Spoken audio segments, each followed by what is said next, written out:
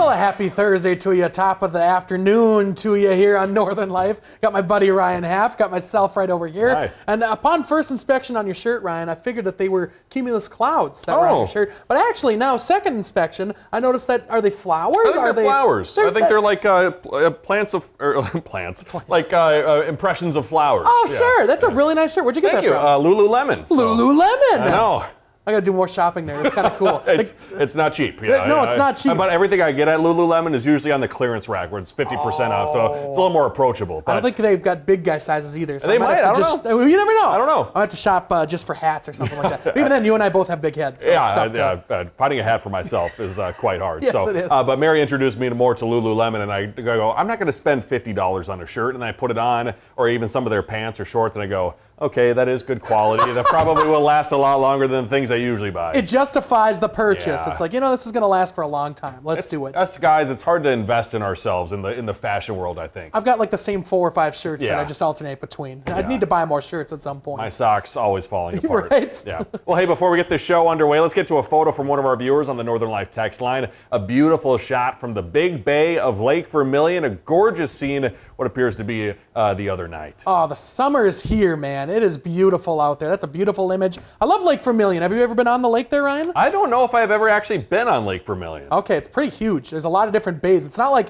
a ton of open water, like a Lake Mille Lacs type of situation where it's just one big thing, but there's a ton of like bays and muskies and all sorts of different fish up there. We used to go up there every single year with the entire McCullough family, and we used to camp up there. It was a ton of fun. Beautiful. I mean, it looks absolutely gorgeous, so I'm hoping to have some similar sunsets during my trip to the Boundary Waters coming up next week. I can't believe that's happening so quickly. Yeah, and you're going to be portaging quite a bit with that thing, right? Everything's flying. It's already almost June. You're right. It's just crazy. Wedding's going to be here soon. Slow everything down a little grandmas, bit. Yes. Unbelievable the how fast things come. Coming up on today's show anyway, we're going to be joined by a pair of actors from the newest production at the North Shore Theater this weekend. Plus, we're going to meet a man who's making a difference by transforming his community. You had a fun little chat there with 2 of your good time buddies. Allison and Phil, we'll talk about our time together at UMD, and it's fun to see them thriving on the stage once again.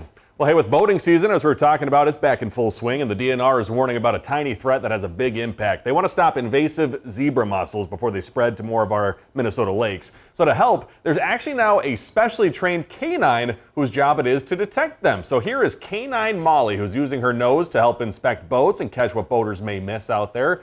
And officials say the best way to help is to remember these 3 steps: clean, drain, and dry your boat every time you leave the water. That's awesome. What a good little girl right there doing fantastic work. Yeah. Yes, keeping our waterways safe and clear of those zebra mussels. And I know it's very hard to make sure that you've gotten every little thing off. But even a little bit of zebra mussels can really spread really quickly in the old waters. Especially drying out a huge boat, Yes. It's got to be a lot of work. The bigger the boat, the harder it is, especially the propeller in there. You're getting your fingers in there. It's tough to do, but a dog can smell anything. It's like scraping barnacles almost. Yes. That's a different life. That's true. Well, from our lakes to outer space, NASA has its eyes on the moon, planning to create a base occupying hundreds of square miles. Riding on the success of the Artemis II mission, the space agency working on the development of Moonbase, a 3-phase lunar exploration and infrastructure initiative. The goal is to enable humans to maintain a presence on the south pole of the moon and expand scientific and commercial activity there. It'd be so cool. I got to do more research. I was going to say it'd be cool to look in a telescope and see the humans that are on the not a planet, the moon. Yeah, doing all their thing. But if it's on the South Pole, is that the opposite side that we can see on the moon? I don't know for sure. I guess I'm not sure. We have to talk to Neil deGrasse Tyson once again to see if that's even a possibility. He's the best. Yeah. We got to just have him on weekly. I'm sure he watches Northern Life. Yeah, I'm sure he tunes in right now. We love you, Neil. Thanks for watching. Send us an email. Get on the Northern Life text line. Well, if you're old enough, you may remember the bicentennial quarter from 1976. And with how little cash is used these days, you'd be forgiven for not noticing there are 2 special quarters already out for America's 250th birthday. But a third one is being released into circulation this Monday. The Declaration of Independence quarter featuring Thomas Jefferson and the Liberty Bell. And quarters featuring the Mayflower and the Revolutionary War are already in circulation. And later this year, the Constitution and the Gettysburg Address quarters are coming out, so be on the lookout for those. Very exciting, dude. I've been watching this kind of documentary about George Washington and just all his flaws as well. He had a ton of flaws, but like also just like how great of a leader he was. What a fantastic first president he was. Very tall for the time. Only 6'4", like in today's world, is still pretty tall. But back then, I think the average height was like 5'6" or something. Yeah. So he was just a giant compared to everybody else. But probably towering. Yeah. Yes. Yeah, and all the difficult decisions too. You know, taking on Britain at the time. Yes. With the army that he had. So it's pretty remarkable where we're at today. It's amazing. With everything that's happened. Yep. Yeah, well, this week, way back in 1986, here's some history. Lonnie Johnson received a patent for a squirt gun, and that gun he patented would later serve as a prototype of the Super Soaker water gun. In 1990, the Super Soaker hit the markets, and within 3 years, 27 million water guns had been sold. Did you own a Super Soaker back I in the did. day? Here's a funny story I had finding this story online. I remember my mom got so mad at me because I was in the garage and I used a plastic water bottle to fill my Super Soaker as opposed to the hose that was right at the side of the house. It was like, just go to the side of the house and use the hose. Why are you wasting money with the plastic water bottle? Exactly. Use the actual hose. That's awesome. Did you get in trouble? Did you have to like No, nothing too bad. I never did it again. Sure, yeah. At the end of the year, every single year on our bus ride home, the last bus ride home, Al Ringer, my favorite bus driver of all time, would let us do a squirt gun fight on the bus. No. It was the best thing ever. I'm sure maybe it wasn't a little bit, he's retired now a long time, so he can't get fired or anything, but it was so cool. We all just were, squirting each other with the squirt guns. He had a squirt gun, so it stops. When he was stopped, he would maybe turn around and squirt us every once in a while, and it was the best thing ever. Did it ever get on the windshield? Whatever, be a problem? Well, he kind of made it, not on his windshield. Okay. No, he said there was a rule, you couldn't squirt up towards the front. Yeah. But he also counted it as washing the inside of the bus at the end of the year. Yeah, I suppose everybody's helping everybody. Pretty genius. Well, coming up, a few of my friends stopping by the studio. We'll be back in just a few talking about this weekend's show later here on Northern Light.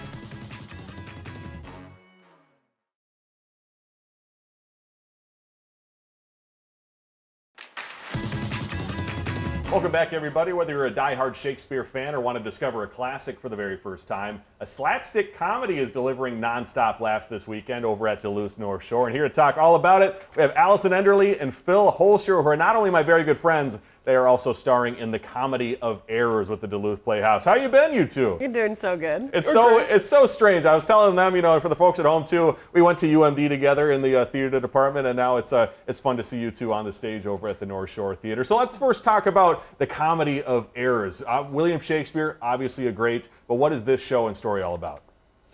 So what the Comedy of Errors is about is essentially it's a slapstick comedy about a lot of misunderstandings. So it's about two men named Antipholus, they are twins, and their two servants named Dromio, who are also twins.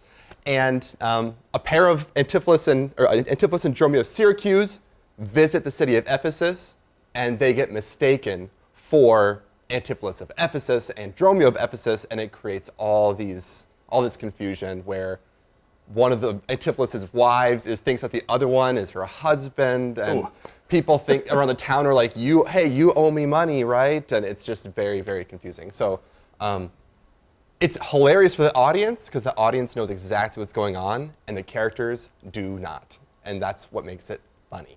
A comedy of errors. A comedy. A comedy of errors. The title. The title of the show. And so, how do you go about approaching, William Shakespeare to a lot, obviously, great playwright, maybe the greatest playwright, I don't know. And how do you go approaching such an old text and then bring it to today's world?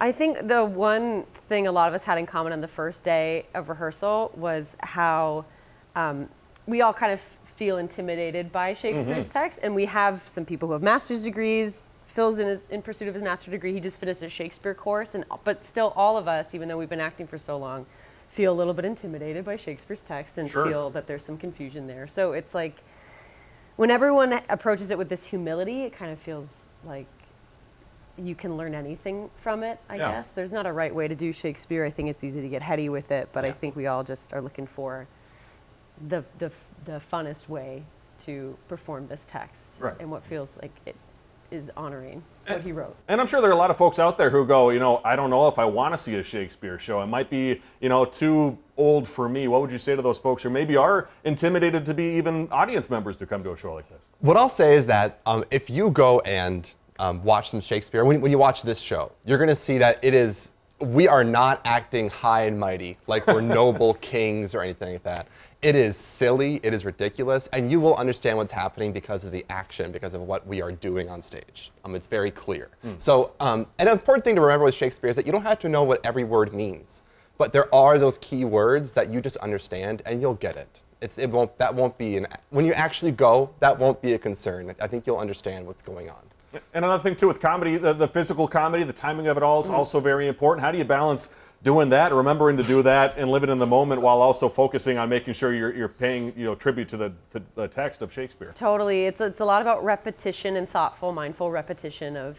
It's a lot of physical action. Some of us are in very big high heels, and some of us do a lot of crazy Is it Phil? physical stuff. That's me. And we have several of us are doing these really physical stunts. So safety first, which is always important in theater, but specifically with this show, it feels like. But yeah, and then once you have that muscle memory down, it feels like you can let loose a little bit and be present and have fun in the moment. And we have our fight choreographer, Mason, who's helping us as well with a lot, because there's a lot of little fights or scuffles or anything like that that are really funny in nature. And we have a choreographer whose only job is to make sure that those are safe and that they're clear and funny and all of that. So, gotcha. And just how special is this group? I know you're talking about, of just coming in and saying, like, let's just, lay our guard down and work on this project together. How special is this group that you've been rehearsing with over the past number of weeks? Oh, we love this cast. Yes. Yeah, there's 16 of us. Everyone's really down for a good time, and everyone's really down to make the best story possible. I think because it's such a funny show and we have such a funny cast, everyone comes in with a ton of ideas, and no one feels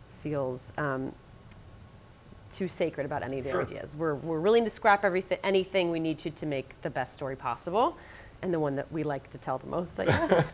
Yeah. And you two are both UMD grads. We went to school together, and now it's awesome to see you both, going out and conquering the world, and also now bringing your talents back to the North Shore stage here. How special is that for the two of you, and to bring such joy back to the city where you learned, a good share of theater? Yeah, we love it. We love coming back here. I mean, and being back in Duluth in the springtime is awesome. Yes, we love Duluth. Obviously, it's kind of, we're not from Duluth, but we went to school here. We feel like it's our home. So coming back and doing theater is something special every time. It's like it's a very community-centered place for us. So yeah, we really love it every time. And one word to describe the show for the folks at home. Silly. Zany. Ooh, zany. Zany. Silly and zany. Oh, well, I love you too. I'm happy you could have stopped by, and I'm excited for the show that is airing and hitting the stage for opening night. I'm working TV. I'm not watching theater anymore. It's premiering Friday night. You can get your tickets to DuluthPlayhouse.org. We have Allison Enderle and Phil Holster joining us. Appreciate you both stopping by, and wish you a great run on Comedy of Errors here. Thank you, Ryan. Ryan. Of course. We'll see you folks after the break here on air.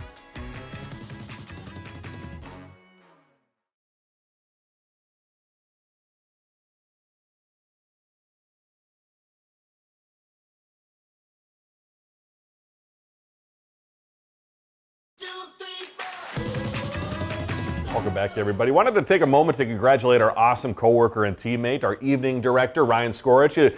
For our longtime Northern Life viewers, you remember Ryan was the one who made this, actually I've had down here, the Northern Life rug that we made together here in studio. But if you're a huge Minnesota Vikings fan, Ryan has actually been going through some old footage here at the station, is now posting those old game clips and moments from those Vikings games on his new Facebook page. So be sure to give him a follow. It's Facebook's called Vikings Time Machine. It's certainly been a lot of fun seeing these old clips. Obviously, a lot of these happened before I was even born. Right? But it's fun to learn more of the history of the team. Yeah, a lot of different players that I did not know were on the Vikings or anything like that. I know that also he had a big milestone.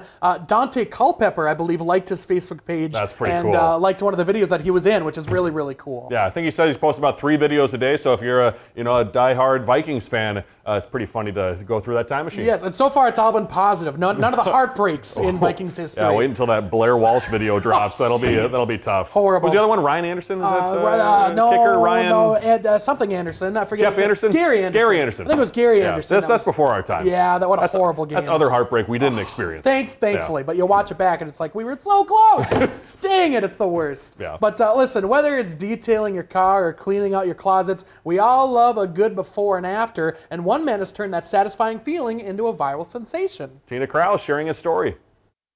So let's go and scope it out. Liam Wildish has a one-track mind. as he winds his way through busy roads across the UK. When I'm driving along, I'm kind of like an owl and my head's all over the place. He's always on the lookout. See, that one's filthy, so we could get that. And driven by dirt, the kind caked on road signs. This will be a very good visual transformation. You've got the green over the top, but underneath that sign is going to be white. What began as a way to promote his window cleaning business 9 years ago evolved into a full-time internet identity. I got the name of, Liam, the sign guy, the guy that cleans the signs, and I kind of just rolled with it. He turns grime into gold. We're up to nearly 1 million followers now. With a simple and strangely addictive formula. The dirtier the sign, the better. One of my Instagram reels has got 80.9 million views on it. You're just like, yes, he did it again. California follower Corey Gowan says he's hooked. It's like both soothing, but also inspiring. And I just love it. And every time he posts, I'm like, get excited. His comment section has become a roadmap of requests from people who want their city signs cleaned next. People may say, isn't that the government's job? It is, yeah, technically. You could argue that my channel shouldn't even exist. But for Liam, it's less about whose job it is and more about the shared satisfaction. We've got this beautiful community of people that literally just love sign cleaning.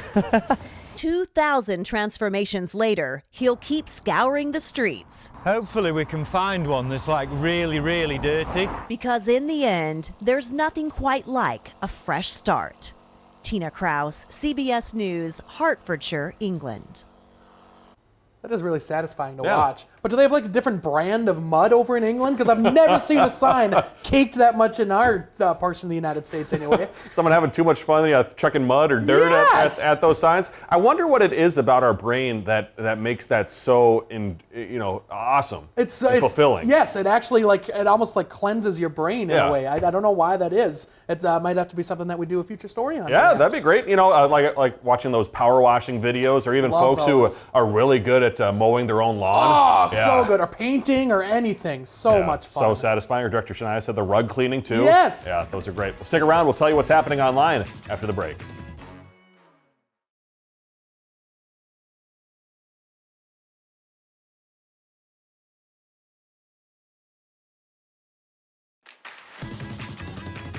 Well, folks, when it's all said and done here on the old airwaves, you can find more fun and conversation online at northernnewsnow.com under the Northern Life tab here, and you can find the two of us talking exclusively about a new spam product, which is going to be really fun, plus a vehicle that's leaving people scratching their heads around. It's been really fun doing this online segment. It certainly has, and here's some inside baseball for you. So some stories never make it to the airwaves, and the spam story, I think we've been trying to get to it for about a week or two now. Yep. It's good. We're putting it online, so if you're a spam fan, find us at northernnewsnow.com. We talk quite a bit, so you look at the bottom of a rundown of each block, and it's like, we're probably not going to get to that story. And it's been at the bottom for probably, like you said, 2 weeks or so. Now we're getting to it. Yep. Shout out Austin, Minnesota. But before we go today, a battle for the ages at Baltimore at the Orioles game there. Mustard won his first hot dog race of the season, finally bringing an end to a streak of 27 straight losses. Mustard competed against Ketchup and Relish in the live hot dog race at Camden Yards. And as you can tell, Mustard rightfully getting a little emotional after the big win. Mustard relishing in the win, perhaps. Nice. Huh? Nice. 27 straight losses. That's bad. That's rough. What are you, a Vikings fan or something? That's unfortunate right there. Hi, thanks for joining us today. We love you so much. Certainly do. We'll catch you tomorrow. Have a great Thursday.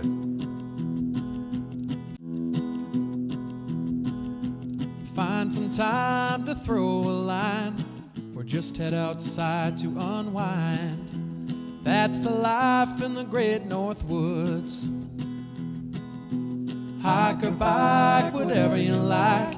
Get out in the day, enjoy the night. Yeah, we got the life in the great North Woods. Yeah, we got the life in the great North Woods. Yeah, this is Northern Life.